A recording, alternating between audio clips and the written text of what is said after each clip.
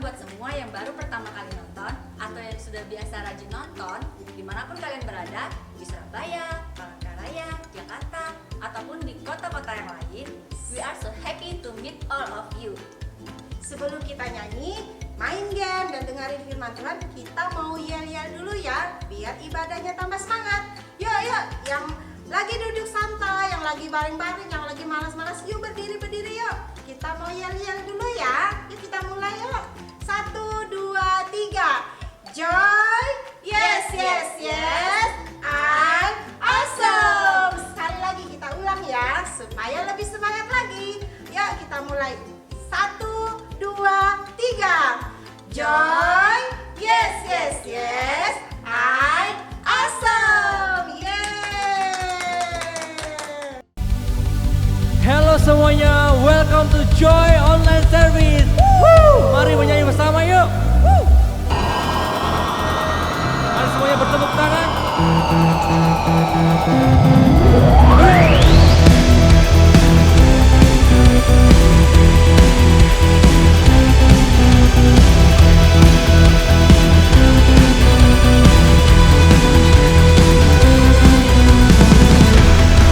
Bersandar padamu,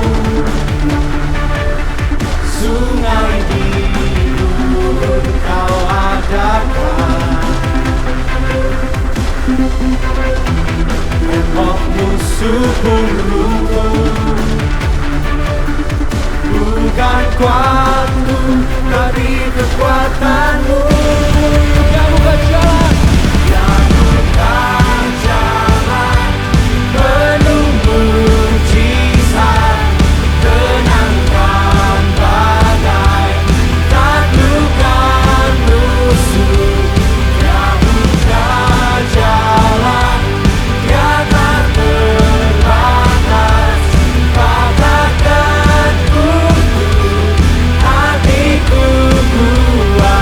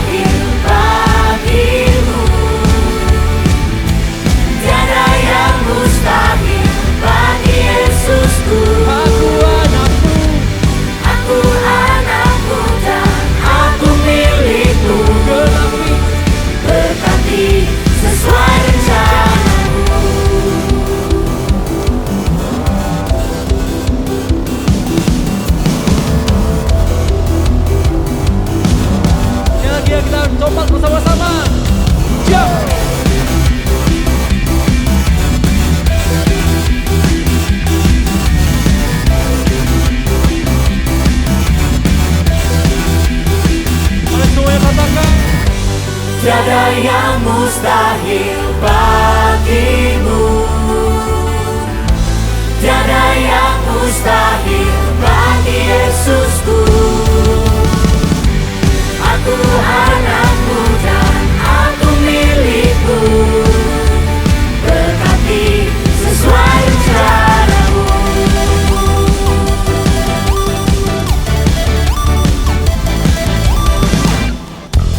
Suara luar biasa.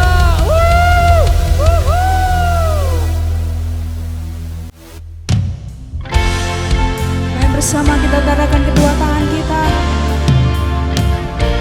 Terima kasih Tuhan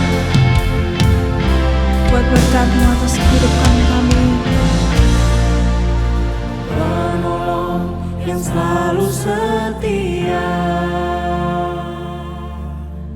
memenuhi keperluanku.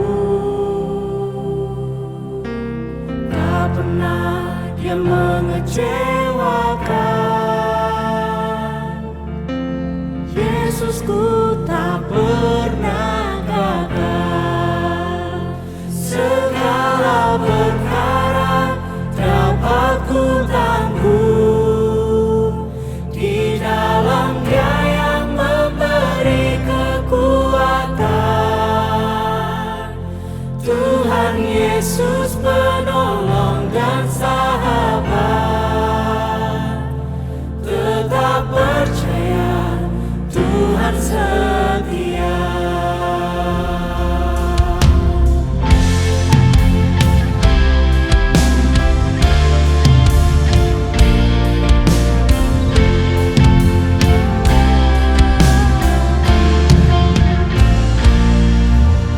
Penolong yang selalu setia, memenuhi keperluanku. Dia tak pernah mengecewakan. Tak pernah Dia mengecewakan.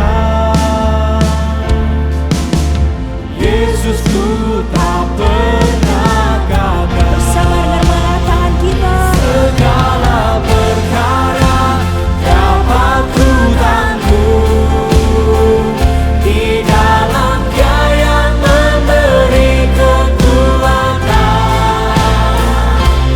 Tuhan Yesus penolong dan sahabat. Tetap percaya Tuhan setia. Segala perkara dapat ku tanggung di dalam Dia yang memberi kekuatan. Tuhan Yesus penolong dan sahabat. Tetap percaya Tuhan setia. Yes, God. Kami percaya segala perkara dalam tangan-Mu Tuhan.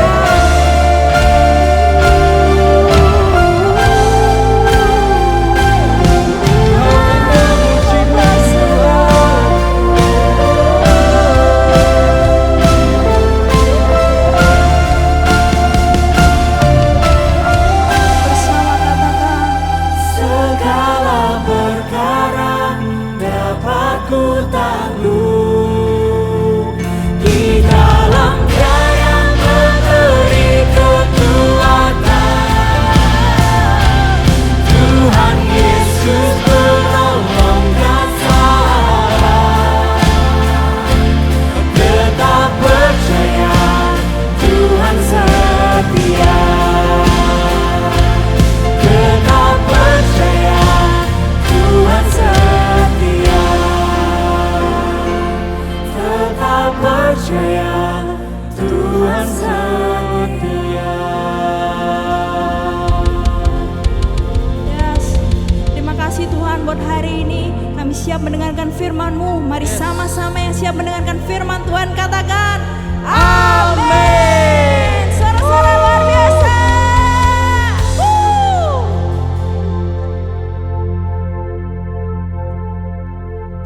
Nah, kita tadi sudah nyanyi-nyanyi bareng. Sebelum kita mau dengerin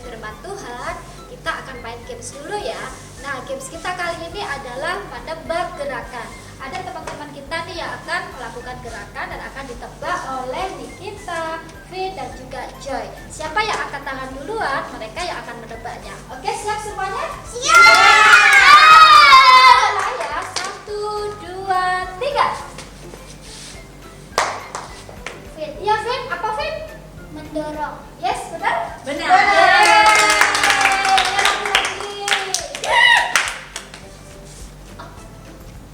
Iya Joy? Memukul. Gimana? Benar. Semua sekali lagi ya, yuk. Gimana nih kita? Merebut. Gimana jawabannya? Benar. Nah, itu tadi adalah games kita. Kalian juga bisa lakukan di rumah ya. Hai Joy Kids, welcome ya, kembali lagi jumpa dengan Miss Feli ya. Kita mau dengerin cerita lanjutan dari cerita kita minggu lalu. Di tahun 2021 ini tema kita yaitu Adventure with God to be Awesome Kids. Yes, kalau yang mungkin belum pernah dengar atau belum pernah tahu ya, kita ngomong sekali lagi sama-sama ya. Adventure with God to be Awesome Kids. Dan di tahun ini kita mau dengerin cerita Alkitab dari awalnya, dari kejadian sampai yang terakhir. Nah, jadi cerita kita setiap minggu tuh lanjut-lanjut dan istilahnya jangan sampai ketinggalan ya. Kalian jangan sampai kelewatan. Kalau sampai kalian kelewatan, kalian bisa juga cari di YouTube ya, di Joy Kids, cerita-cerita atau serial-serial yang sebelumnya. Nah, di hari ini kita mau baca beberapa kalimat ya. Mungkin kalau kurang jelas ya kalian ikutin aja deh ya. Oke, yang pertama ini, someone broke something of yours ya. Ini someone broke something of yours. Kira-kira kalau kalian yang ngalamin ini gitu ya, apa sih artinya gitu? Mungkin buat yang nggak ngerti, artinya gini, ada seseorang atau teman kalian atau mungkin adik kalian atau siapapun ya di sekitar kalian yang merusakkan barang milik kalian gitu ya. Entah mungkin mainan atau mungkin HP atau apapun yang kalian miliki sama seseorang ini, siapapun dia itu dirusak. Nah, kira-kira kalau kalian yang ngalamin kejadian itu, kira-kira kalian bakal gimana? Bakal happy nggak? Bakal seneng nggak? Atau apa yang kalian rasakan? Terus ada lagi juga ini, kata-kata ini. Someone hit you and push you down. Nah, someone hit you and push you down. Jadi ada yang memukul kalian terus dorong kalian sampai kalian jatuh. Nah, kira-kira kalau kalian yang ngalami kejadian itu, apa yang kalian rasakan? Mungkin kalian sedih atau apa? Atau gimana perasaan kalian ya? Terus ada lagi juga ini. Jadi harinya ada 5 hal yang kita mau kira-kira kalau kalian yang ngalamin tuh kira-kira gimana ini? Someone called you with an unkind name. Ya, seseorang manggil kalian pakai julukan-julukan yang jelek. Mungkin dia, "Hei si gendut" gitu ya.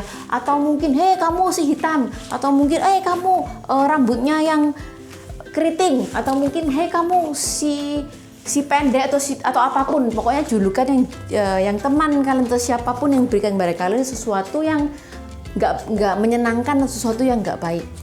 Kira-kira kalau kalian yang ngalamin itu gimana perasaan kalian? Lalu ada ini juga ini, someone won't let you play game with them. Jadi mungkin kalau sekarang mungkin kalian nggak ketemu di sekolah ya, tapi mungkin ketika dulu waktu di sekolah atau di sekolah minggu atau di tempat atau dimanapun kalian berada, waktu mereka semua lagi teman-teman kalian lagi main bareng-bareng gitu ya, lagi main entah mungkin main blocks atau mungkin ada yang main lari-lari, lagi ngegrup, mungkin main kelompok A, kelompok B.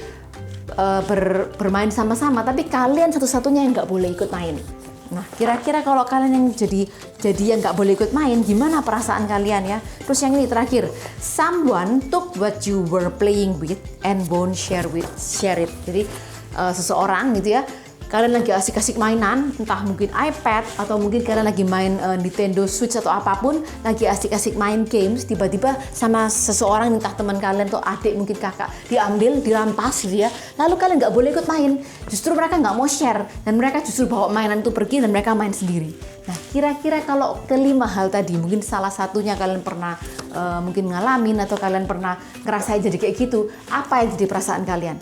kalau boleh jujur, kalau Miss sendiri pasti Missnya marah gitu ya, kita jengkel banget. Aduh, kok punya temen kok kayak gitu ya, punya saudara kok menjengkelkan. Kenapa kok ngelakukan itu sama kita? Kita pasti merasa sangat jengkel dan marah.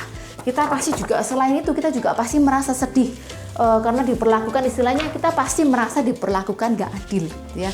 Karena hal-hal tadi itu adalah sesuatu yang gak menyenangkan, dan kalau seandainya kita yang ngalamin, kita pasti sangat jengkel. Tapi hari ini kita mau sama-sama belajar ini. Ya, ini yang mau kita pelajari sama-sama hari ini. Ya, yang buat bisa baca, mungkin kita bisa baca bareng-bareng. Yang belum bisa baca, ikutin aja Missnya ngomong apa ya. Oke, kita mau sama-sama belajar ini. Forgiveness. Ya, kita ulangi bareng-bareng saya lagi ya. Forgiveness. Jadi hari ini kita mau belajar apa itu pengampunan, atau istilahnya kita memaafkan orang lain ya. Kita forgive orang lain, kita memaafkan orang lain. Mungkin selain hal-hal yang tadi sudah saya sebutkan, ada juga mungkin ketika kalian lagi makan gitu ya, snack atau mungkin makanan favorit kalian lalu diambil sama teman kalian atau dirampas sama adik kalian. Itu juga sesuatu yang buat kita jengkel dan marah. Mungkin juga ketika kita lagi asik-asik tidur gitu ya di rumah ya, lagi enak-enak tidur, lagi istirahat, tiba-tiba sama adik atau kakak digangguin. Itu juga sesuatu yang bisa bikin kita jadi marah. Tapi hari ini kita bukan mau bahas marahnya, tapi kita mau bahas gimana kita bisa mengampuni atau memaafkan orang lain. Nah, ceritanya ini lanjutan dari cerita minggu lalu ya. Kalau kalian ingat, minggu lalu itu mungkin dari awal bulan Maret ya, gimana ceritanya Yusuf ya, ketika Yusuf itu dia memimpikan hal-hal yang tidak menyenangkan buat saudara-saudaranya. Dia adalah anak kesayangan papanya, tapi tiba-tiba dia harus dibuang ke sumur, lalu dia harus dijual jadi budak. Dan ketika itu terjadi, itu semua dilakukan oleh saudara-saudara Yusuf, oleh kakak-kakaknya ya. Lalu setelah itu terjadi, dia harus jadi budak di Mesir, dan di Mesir pun dia diperlakukan tidak adil ya. Dia nggak melakukan kesalahan, dia nggak melakukan sesuatu yang jahat, tapi dia harus dimasukkan ke dalam penjara. Nah, setelah itu dia masuk dalam penjara. Selesai itu dia menolong kedua pegawainya Firaun ya, dia mengartikan kedua mimpi mereka, tapi dia pun juga dilupakan sama pegawainya Firaun itu. Nah, singkat cerita, minggu lalu ya, Firaunnya bermimpi, pada saat itu barulah juru minuman yang dulu diartikan mimpinya oleh Yusuf baru ingat sama Yusuf. Nah, ketika dia bisa mengartikan mimpi Firaun, dan itu adalah momen, misalnya mungkin momen kejayaannya Yusuf ya. Yusuf jadi orang yang paling hebat, paling top di Mesir, di bawahnya Firaun. Jadi kalau istilahnya sekarang mungkin wakil presiden gitu ya. Kalau presiden yang paling top, ini wakilnya. Tapi semua yang terjadi di Mesir mulai dari A sampai Z yang ngatur tuh adalah Yusuf. Firaun tuh cuma duduk lihat apa yang dilakukan sama Yusuf, tapi semua hal itu dilakukan sama Yusuf. Wah, Yusuf tuh jadi orang yang sangat hebat banget ya. Nah, tapi minggu ini kita mau lihat kelanjutannya, apa yang terjadi. Jadi sesuai cerita mimpinya Firaun ya, ada 7 tahun masa kelimpahan dan 7 tahun masa kelaparan. Pada waktu masa kelimpahan itu sudah lewat ya, Yusuf sudah mengumpulkan berbagai macam bahan makanan ya. Dia mengumpulkan dari suatu tempat ke tempat yang lain gandum yang begitu banyak sekali sampai nggak bisa dihitung lagi, sampai sudah nggak terhitung banyaknya, sampai mungkin awal-awalnya dihitung ya, diukur-ukur, tapi lama-kelamaan karena sudah begitu banyak selama 7 tahun masa kelimpahan itu, akhirnya orang-orang di Mesir sudah nggak bisa ngitung lagi ya, karena ada begitu banyak. Dan tibalah masuk ke tahun yang ke-8 atau tahun pertama masa kesukaran atau masa kelaparan. Nah, pada waktu masa kelaparan mulai terjadi, mungkin awal-awal orang-orang masih belum merasa ya, dan mereka masih punya begitu banyak bahan makanan. Mereka juga nyimpan bahan makanan mungkin sekitar 1 tahun. Dan setelah lewat mulai 2 tahun, di momen itu semua orang mulai kehabisan bahan makanan. Dan ketika mereka kehabisan bahan makanan, orang-orang di sekitar rakyat-rakyat Mesir mulai meminta sama Yusuf ya, mereka mulai kasih uang, tukar uangnya untuk beli gandum, tukar mungkin barang-barang berharga yang mereka miliki, entah emas atau perak apapun, untuk membeli gandum di Yusuf. Dan cerita mengenai gandum yang begitu banyak di Mesir ini itu pun sampai ke negeri Kanaan. Negeri Kanaan itu gimana gitu ya?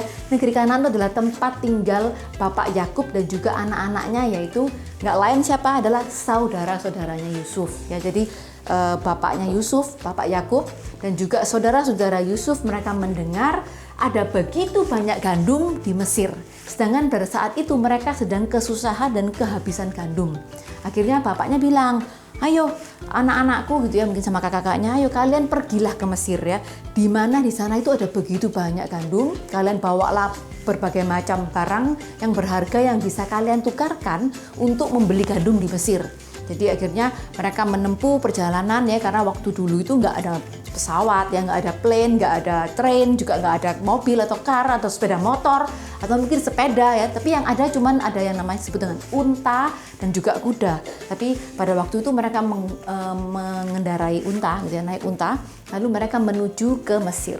Dalam perjalanan mungkin agak lumayan beberapa hari gitu ya, tibalah mereka di Mesir.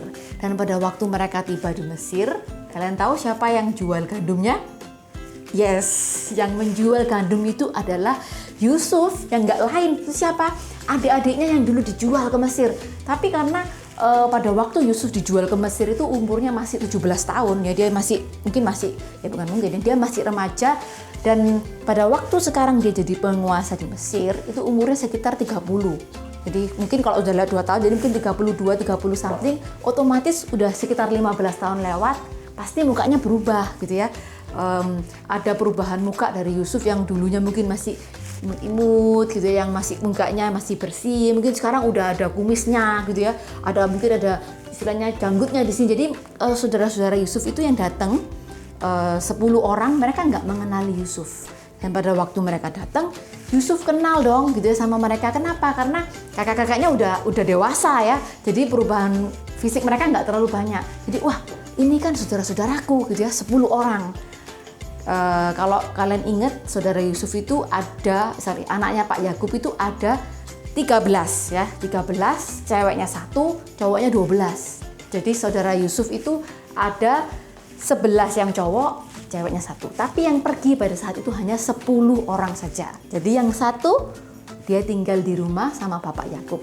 Itu adalah adik Yakub yang namanya Benyamin. Itu dia tinggal di rumah sama Bapak Yakub. Nah, singkat cerita, ketika Yusuf lihat, wah ini saudara-saudaraku nih, dia mikir gimana ya caranya. Dia mungkin kepingin tahu kira-kira Benyamin tuh masih ada nggak, apa yang terjadi sama Bapak Yakub dan juga Benyamin. Lalu dia mulai istilahnya dia ngomong pakai bahasa Mesir. Dia mulai bilang, kalian dari mana? Gitu dia tanyain, apakah kalian ini seorang mata-mata? Lalu pokoknya Yusuf itu membuat kakak-kakaknya tuh jadi ketakutan gitu ya, karena dia itu mau ngetes saudara-saudaranya ini kira-kira apa yang terjadi dengan keluarga mereka. Lalu singkat cerita, Yusuf menjual gandum buat mereka. Tapi yang dilakukan Yusuf ini, dia menahan satu saudaranya untuk apa? Dia mau ketika mereka kembali lagi, mereka bawa Benyamin supaya dia tahu Benyamin itu masih hidup atau enggak. Dan ketika mereka pulang bawa gandum di tengah perjalanan, mereka sadar bahwa ternyata apa? Uang yang mereka buat bayar tadi, dikembalikan semua sama Yusuf. Tapi mereka masih belum tahu dan mereka tambah ketakutan. Aduh, gimana ini ya? Jangan-jangan kita ini nanti saudara kita di sana tuh bakal dibunuh. Akhirnya mereka pulang, dengan ketakutan mereka pulang. Lalu mereka menceritakan kepada Bapak Yakub apa yang terjadi di Mesir ketika Yusuf penguasa di Mesir itu kepingin ketemu dengan Benyamin ya, pingin ngajak Benyamin karena dia menuduh mereka sebagai mata-mata. Dan singkat cerita, berapa tahun lewat, saudara yang masih di Mesir itu ditinggal di Mesir, dan ketika sudah beberapa tahun lewat, mereka mulailah kehabisan gandum lagi gitu ya. Gandumnya mulai habis, yang udah dibeli kemarin beberapa tahun habis. Nah, ini adalah momen mereka harus kembali lagi ke Mesir karena masa kelaparan masih panjang. Lalu Bapak Yakub bilang, aku nggak bisa relakan anakku Benyamin gitu ya. Tapi akhirnya karena mereka mau nggak mau harus kembali dan mereka harus beli gandum lagi, akhirnya mereka bawa lagi ya Benyamin ke sana ya. Benyamin dibawa balik ke sana. Ketika Yusuf lihat, wah dia begitu sedih ya, dia begitu istilahnya tuh rindu sekali sama saudara-saudaranya, sampai akhirnya dia istilahnya mengungkapkan siapa dirinya gitu ya. Ketika mereka kembali, lalu dia lihat Benyamin, wah hatinya begitu tersentuh. Akhirnya dia cerita ya sama kakak-kakaknya. Semua orang-orang di Mesir disuruh keluar, lalu dia ngomong dengan bahasa mereka sendiri ya, bahasa Ibrani. Dia ngomong sama kakak-kakaknya dan saudara-saudaranya, kalau aku ini Yusuf ya, orang yang dulu saudaramu yang dulu kamu jual ke Mesir, yang istilahnya kamu kamu gadaikan untuk jadikan budak, itu sekarang ini aku jadi penguasa di Mesir. Jadi kalian itu jangan takut ya, kalian jangan istilahnya khawatir dengan masa kelaparan ini, karena aku yang akan memelihara kalian. Nah, tapi kira-kira kalau kalian jadi saudara-saudaranya Yusuf, apa yang bakal kalian rasakan? Ya, kalian ini ketemu sama penguasa yang begitu hebat di sebuah negara di tempat lain, dan kalian ini hanya orang biasa, ya. Wah, mereka sangat ketakutan dan sesuatu yang hebat akan terjadi. Mimpi Yusuf yang dulu ya, waktu awal-awal yang dia disembah-sembah, terjadilah di saat itu. Ya, jadi saudara-saudara Yusuf semua itu sujud menyembah Yusuf. Karena apa? Mereka sangat ketakutan. Mereka takut Yusuf bakal membalas dendam. Kalau kita entah kalian atau mungkin kalian semua baik-baik ya. Kalau sampai kejadian itu terjadi, mungkin yang dipikirkan oleh Miss juga gitu. Pasti kepingin istilahnya balas dendam. Karena apa? Kita sudah jadi orang hebat. Kita jadi orang yang sangat-sangat powerful. Dan saudara-saudara kita ini nggak ada artinya gitu ya. Dan ketika mereka datang, mereka itu sujud menyembah sama kita, yang dipikirkan umumnya orang ya, itu pasti ingin balas dendam. Tapi beda dengan Yusuf ya, dia justru bilang gini sama saudara-saudaranya, ini adalah kata-kata yang sangat hebat dan kata-kata yang sangat luar biasa. Allah telah menjadikan saya penguasa atas seluruh Mesir, jadi datanglah selekas mungkin. Istilahnya dia ngomong sama saudara-saudaranya ya, yang jadikan dia penguasa di Mesir itu siapa?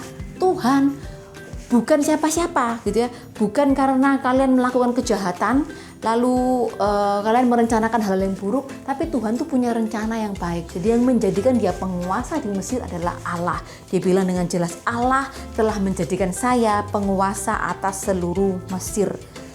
Dan yang Yusuf juga berusaha menghibur saudara-saudaranya, dia bilang jangan takut ya, karena kejadian ini ya, istilahnya dia jadi penguasa di Mesir itu adalah rencana Tuhan. Dari awal Tuhan sudah punya rencana untuk menjadikan dia penguasa di Mesir dengan jalan tadi.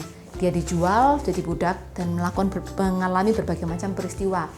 Tapi bukan karena rencana kalian yang jahat, tapi karena memang Tuhan punya rencana yang indah. Jadi Yusuf memaafkan semua ya kejahatan, hal-hal yang sudah dilakukan saudara-saudaranya yang membuat dia mungkin nggak suka hati, yang membuat dia jengkel, tapi dia memaafkan semua kejahatan saudara-saudaranya dan hal-hal buruk yang dilakukan saudara-saudaranya kepada Yusuf. Dan super kebenaran kita hari ini adalah ini kata-katanya. Forgiveness is a gift you give yourself. Jadi forgiveness is a gift you give yourself. Jadi memaafkan itu bukan buat orang lain, tapi buat kita sendiri.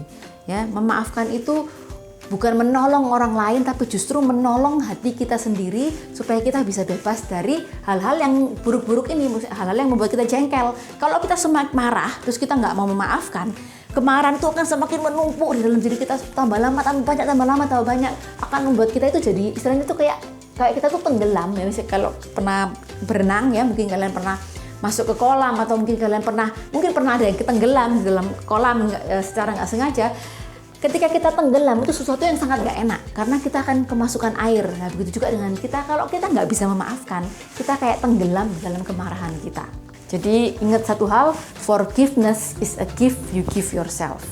Miss Feli punya sebuah peragaan supaya istilahnya gimana sih gambarnya pengampunan itu atau forgiveness itu is a gift you give yourself gitu ya. Ini, jadi botol kosong ini adalah kita ya, me, us, you ya, ini namanya Miss Feli juga. Lalu di sini ada beberapa macam cairan berwarna ya. Ini harusnya warnanya ungu, tapi mungkin karena terlalu gelap jadi nggak kelihatan ya. Jadi mungkin yang warna ungu ini adalah ketika kita jengkel atau marah sama kakak kita ya, karena dia gangguin kita terus, atau dia suka meledek kita ya, bilangin kita yang nggak pinter lah, bilangin kita yang kurang inilah, kurang cantik lah, mungkin kurang putih, atau mungkin terlalu putih gitu ya. Jadi macam-macam hal yang membuat kita marah karena kita diledekin gitu ya. Oke, kita akan masukin ke dalam hati kita istilahnya ya. Ini adalah hati kita, hati manusia, entah Miss Feli atau kalian sendiri ya. Ini kemarahan yang pertama ya, karena sering diledek. Lalu mungkin ini adalah kemarahan ketika teman kita gangguin kita didorong, kita dipukul, atau mungkin kalau sekarang istilahnya trennya itu adalah dibully gitu ya. Mungkin dibilangin, oh kamu ini anaknya apa, mungkin papamu atau mungkin kamu sendiri gitu ya kurang nggak bisa sekolah yang bagus, dilempar yang jelek, atau mungkin kamu ini kutu buku gitu ya, kebanyakan belajar, kurang fun gitu ya, atau mungkin juga rambutmu kependekan kalau cewek, atau mungkin kalau buat cowok rambutnya gondrong apa gini. Jadi segala macam hal yang istilahnya dari teman-teman kita yang membuat kita jadi marah. Ini kemarahan kita sama teman kita, dari sama saudara kita, yang ini sama teman kita ya, kita ini tersimpan di dalam hati kita ya. Kalau kita nggak melepaskan pengampunan, kemarahan itu akan numpuk terus ya. Lalu mungkin yang berikutnya, mungkin kita jengkel sama orang tua kita gitu ya, karena kita dimarahin, karena kita habis gak bikin PR gitu ya, karena kan sekarang online school, lalu kita nggak bikin PR, kita nggak bikin homework, atau mungkin ujian kita jelek, atau ujian kita dikasih 0 karena kita nggak nurut sama teachernya gitu ya. Mungkin kita nggak boleh open book, tapi kitanya curi-curi open book, akhirnya nilai ujian kita jadi jelek, lalu kita marah-marahin sama papa mama kita, dan ini membuat kita jadi semakin marah ya, jengkel lagi, ini marah lagi ya. Karena kita marah dan kita nggak mau melepaskan pengampunan, kita nggak mau mengampuni, akhirnya kemarahan kita jadi tambah banyak ya. Lalu ini yang terakhir, mungkin ini kita marah sama diri kita sendiri gitu ya. Kita merasa aduh aku kok kurang pinter, atau mungkin aku kok nggak sehebat temanku, aku kok nggak sehebat kakakku, adikku gitu ya, aku kok nggak bisa nyanyi yang enak, mungkin suaraku kok kurang merdu padahal aku kepingin nyanyi gitu ya. Ini mungkin kita marah sama diri kita sendiri. Oke, kita masukkan lagi.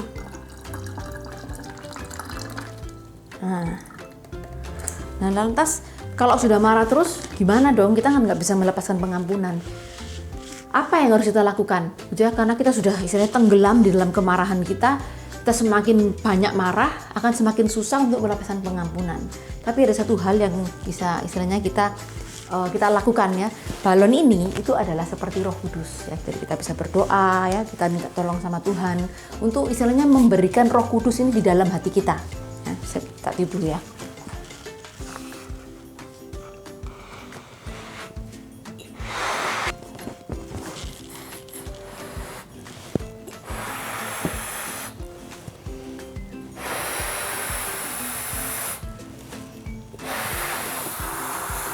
Oke, cukup besar ya.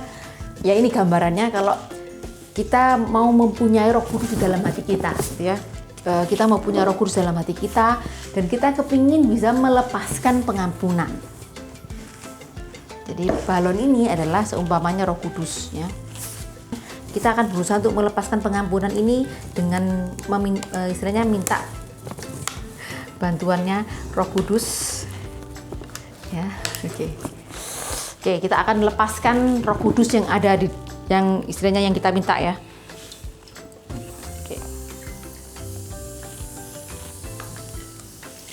Nah, kita akan istilahnya ini ya. Kalau kita minta bantuan Roh Kudus, akhirnya otomatis semua kemarahan kita ini ketransfer ke ini botol satunya ini yang ada gambar salibnya. Siapa ini? Adalah Tuhan Yesus ya. Kita mentransfer semua kemarahan kita dengan bantuan Roh Kudus ditransfer kepada Tuhan Yesus. Loh kok dikasihkan Tuhan Yesus ya? Anggap aja udah habis ya. Apa yang dilakukan sama Tuhan Yesus gitu ya? Kira-kira apa yang bisa Tuhan Yesus lakukan dengan kemarahan kita? Kira-kira apa yang bisa Tuhan Yesus lakukan ya? Tuhan Yesus bisa ngapain? Tadi kemarahan kita ini begitu hitam ya, jelek banget. Ini sekarang dia udah mulai agak berubah sedikit warnanya ya. Agak biru-biru gini ya. Dia merubah kemarahan kita ya, yang hitam ini dia berubah jadi warnanya semakin lama semakin pudar. Jadi ketika kita nggak bisa melepaskan pengampunan, yang bisa kita lakukan adalah kita minta tolong sama Tuhan untuk istilahnya menolong kita dengan mengirimkan ini Roh Kudus supaya apa? Kemarahan kita ini bisa kita transfer dan kita keluarkan, akhirnya diterima oleh ini salib Tuhan yaitu Tuhan Yesus yang akhirnya mengubah kemarahan kita itu jadi kebaikan. Karena apa?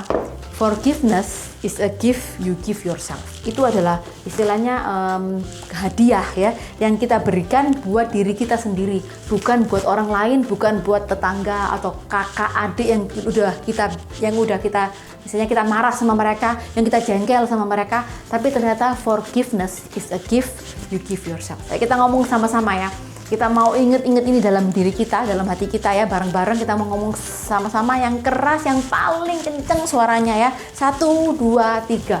Forgiveness is a gift you give yourself. Nah, kita baru saja mendengarkan firman Tuhan. Jadi, sumber kebenaran kita hari ini adalah forgiveness is a gift you give yourself.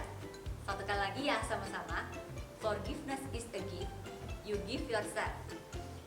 Cerita kitab kita minggu ini diambil dari Kejadian 42 dan 46 or Genesis 42 and 46.